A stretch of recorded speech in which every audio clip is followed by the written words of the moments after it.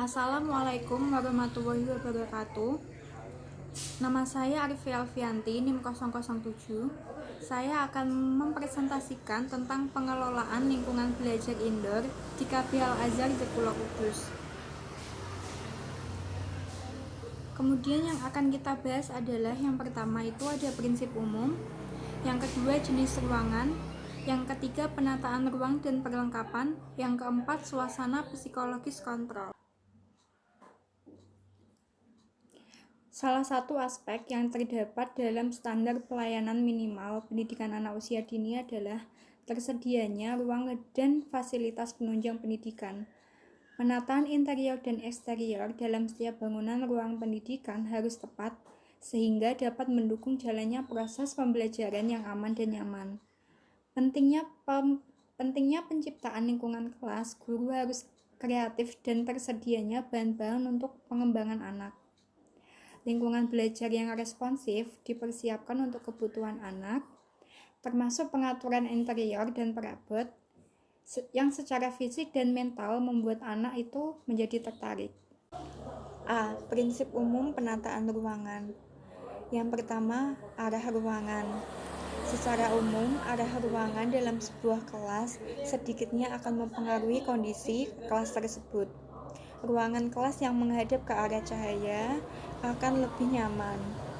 Untuk KB Al Azhar ini, arah ruangannya menghadap membelakangi cahaya. Walaupun begitu, cahaya yang masuk ke dalam kelas masih cukup terang karena jendela yang besar. Dua, ukuran ruangan. Ukuran dan luas ruangan bermain standarnya itu minimal 3 meter persegi.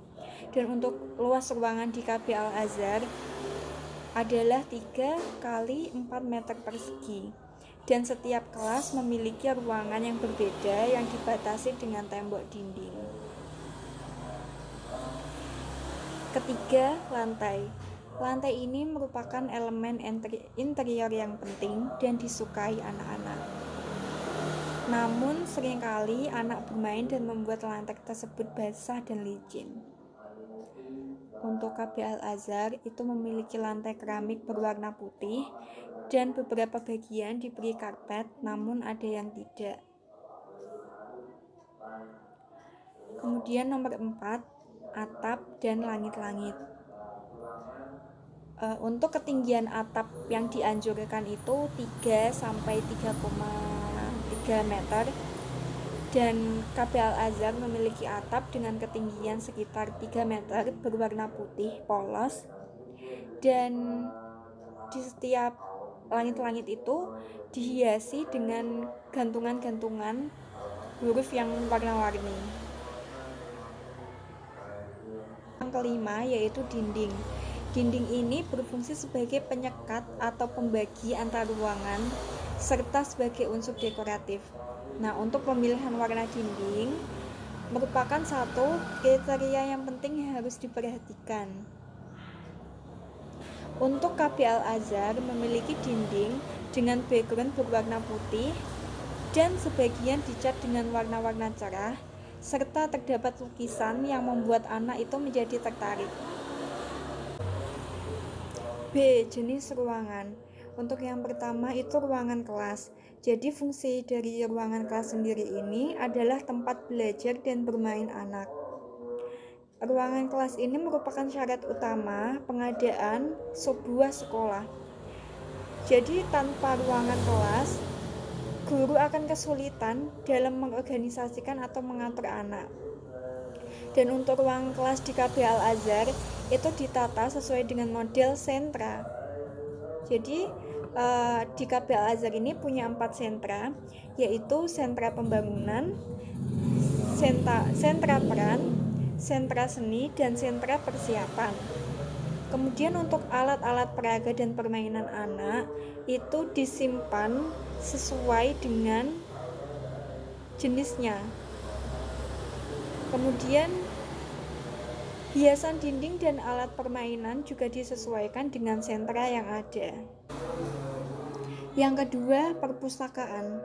Perpustakaan merupakan sarana yang penting karena anak bisa belajar untuk mencintai membaca buku. Perpustakaan ini salah satu fasilitas yang mampu merangsang dan meningkatkan kemampuan kecerdasan linguistik. Untuk penataan ruangannya itu disesuaikan untuk anak-anak, seperti warna-warna yang cerah, bentuk-bentuk yang unik, agar anak lebih tertarik untuk membaca. Dan untuk KB Al-Azhar ini mempunyai perpustakaan yang disebut dengan taman baca. Ruangannya itu terbuka, kemudian ada tangga yang digunakan untuk memasuki ruangannya, dan anak-anak itu biasanya duduk di lantai, dan terdapat 2 meja yang dijadikan tempat untuk membaca buku. Kemudian yang ketiga itu ruang makan. Biasanya TK-TK di Indonesia itu masih menggunakan ruang kelas sebagai ruang makan, walaupun ada beberapa TK yang sudah menggunakan ruang makan sendiri. Untuk penggunaan ruang makan secara terpisah dan digabung itu masing-masing memiliki keuntungan dan kerugian masing-masing. Dan untuk KB Al-Azhar ini tidak memiliki ruang makan yang terpisah. Biasanya mereka makannya tuh di kelas masing-masing.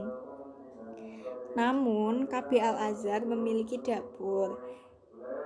Di dalam dapur tersebut ada peralatan masak yang lumayan lengkap seperti panci, wajan, kompor, dan lain-lain. Yang keempat itu ruang tidur. Ruangan ini biasanya digunakan untuk merawat anak yang sedang sakit atau anak yang sedang tantrum. Di KB Al-Azhar ini memiliki ruang UKS yang di dalamnya terdapat 1 kasur, 1 timbangan berat badan, dan kotak P3K. Yang nomor 5 ada gudang. Gudang sendiri ini berfungsi sebagai penyimpanan barang sekolah, baik yang tidak digunakan maupun yang akan digunakan. Untuk KB Al-Azhar ini memiliki ruangan yang digunakan untuk menyimpan barang-barang yang akan dan tidak terpakai. C. Penataan ruangan dan perlengkapan. Yang pertama, ukuran anak sebagai standar. Maksudnya itu kita harus menyesuaikan ukuran anak tersebut dengan barang-barang yang akan kita simpan. Misal contoh, raknya sesuai dengan ketinggian anak supaya anak itu bisa mencapai barang tersebut, atau tulisan-tulisan yang tertempel di dinding itu harus sesuai dengan ukuran anak. Dan untuk di KB Al-Azhar ini ada beberapa gambar yang ditempel di atas sehingga anak-anak itu tidak bisa menjangkau, dan rak tempat menyimpan barang pun sangat tinggi sehingga rak lemari bagian atas itu tidak bisa dijangkau oleh anak.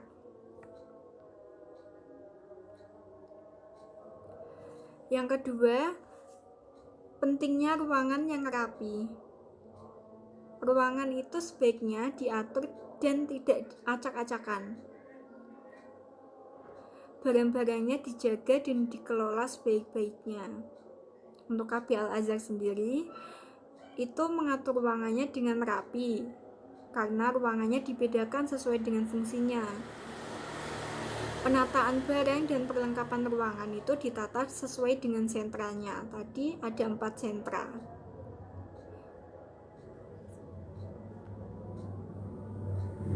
Yang ketiga, mempertimbangkan lalu lintas ketika orang merencanakan suatu ruangan. Sebaiknya guru menata koridor yang panjang dan mengurangi luas ruangan yang akan membuat anak berlarian. Di KB Al-Azhar sendiri itu mempunyai koridor yang luas sehingga anak-anak bisa berlari dengan bebas. Nomor 4, memisahkan ruangan yang ribut dan ruangan yang sepi. Ini untuk meminimalisir menimbulkan keributan dan suara yang bising. Untuk KB Al-Azhar sendiri sudah memisahkan ruangan bermain dan ruang belajar. Ruang bermain itu berada di outdoor, sedangkan ruang belajar ada di ruangan yang berada di dalam. Yang nomor 5, Kelas dan area luar harus rapi, bersih, dan menyenangkan. Suatu lingkungan yang penuh dengan kesenangan. Nomor 5, kelas dan area luar harus bersih, rapi, dan menyenangkan. Lingkungan yang bersih dan sehat itu akan penuh dengan kenyamanan serta fasilitas yang mudah dijangkau dan alat-alat yang ditata dengan rapi. Untuk KB Al-Azhar sendiri memiliki lingkungan yang bersih dan rapi, baik di dalam ruangan maupun di luar ruangan. Alat permainannya juga ditata dengan rapi, sehingga dengan mudah untuk mengambil alat-alatnya. Permainan di luar juga disesuaikan dengan permainan anak usia dini yang tidak membahayakan. Nomor 6, penempatan barang yang membantu pengawasan guru. Guru sebaiknya dapat melihat, mengawasi, dan menilai seluruh kelasnya. Dengan demikian, dalam penempatan lemari dan rak yang tinggi sebaiknya merapat dan berdekatan dengan dinding. Nomor 6, penempatan barang yang dapat membantu pengawasan guru. Guru sebaiknya dapat melihat, mengawasi, dan menilai seluruh kelasnya. Nomor 6, penempatan barang yang membantu pengawasan guru. Guru sebaiknya dapat melihat, mengawasi, dan menilai seluruh kelasnya. Dengan demikian, dalam penempatan lemari dan rak yang tinggi, sebaiknya merapat dan berdekatan di dinding. KB Al-Azhar menempatkan rak lemari merapat dengan dinding. 7. Cara penyimpanan bahan dan perlengkapan belajar, memahami tujuan dan manfaat yang dipergunakan. Perlu diperhatikan tempat menyimpan perlengkapan dan bahan yang digunakan dalam pembelajaran. KB Al-Azhar sudah menempatkan permainan sesuai dengan sentranya.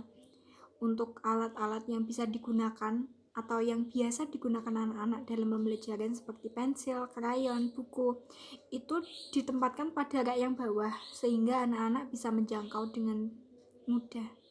D. Suasana psikologis kontrol. Yang pertama, lingkungan. Lingkungan ini meliputi penerangan, suhu udara, ventilasi, dan akustik. Di KB Al-Azhar ini memiliki penerangan yang baik, suhu udara yang baik, menggunakan alami maupun buatan. Ventilasi udara juga baik karena mempunyai jendela yang cukup besar sehingga mempermudah pergantian udara. Yang kedua, keamanan.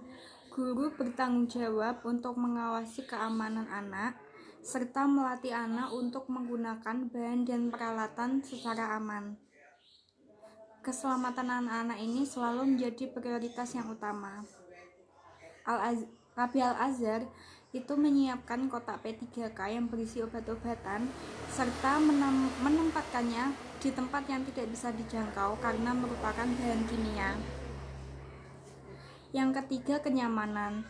Guru bertanggung jawab untuk memastikan anak-anak dapat menggunakan tempat untuk belajar dan bermain dengan mudah dan cukup nyaman. KB Al-Azhar ini memiliki suhu ruangan yang tidak panas sehingga anak-anak bisa belajar dengan tenang. Untuk penerangan juga cukup baik. Namun di ruangan kelas ini tidak disediakan meja dan kursi sehingga anak-anak belajar di lantai. Yang keempat, daya tarik. Sebuah lingkungan belajar yang menarik memiliki potensi yang besar dalam membantu kelancaran dan keefektifan proses pembelajaran. Suatu lingkungan belajar yang menarik adalah lingkungan yang dapat menarik perasaan dan pikiran anak-anak. KB Al-Azhar ini memiliki dinding yang berwarna cerah sehingga suasana kelas ini terlihat ceria.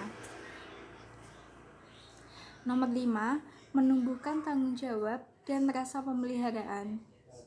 Guru membantu kepedulian anak terhadap pelajaran dan lingkungan hidup mereka. Sebagai bagian dari tanggung jawab belajar, anak-anak harus didukung untuk menyimpan barang-barang ke tempat aslinya. Nomor 6, pengaturan akustik. Pengaturan akustik ini merupakan pengaturan suara. KB Al-Azhar ini memiliki pengaturan akustik yang cukup baik. Kemudian nomor 7 ada penerangan. Ada dua macam pencahayaan, yaitu pencahayaan alami dan buatan. KB Al-Azhar menggunakan dua pencahayaan, yaitu alami dan buatan. Alami sendiri berasal dari matahari yang berasal dari jendela. Kemudian pencahayaan buatan berasal dari lampu sebagai pendukung apabila saat mendung atau gelap.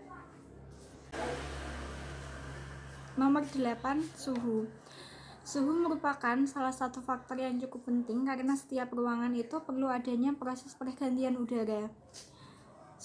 Suhu ini ada dua, yaitu secara alami dan buatan. Dan di KB Al-Azhar sendiri ini memiliki dua, yaitu alami dan buatan. Untuk yang buatan itu menggunakan kipas. Kesimpulannya, penerapan standar fasilitas ruang belajar pada KB Al-Azhar ini sudah cukup memadai. Penataan ruang belajar pada KB Al-Azhar ini menggunakan model pembelajaran sentra, yaitu sentra pembangunan, sentra peran, sentra seni, dan sentra persiapan. Dan penataan ruangannya pun disesuaikan sesuai dengan sentranya. Itu tadi konsep penataan ruangan indoor KB Al-Azhar Zaghullah Kudus. Sekian dari saya. Wassalamualaikum warahmatullahi wabarakatuh.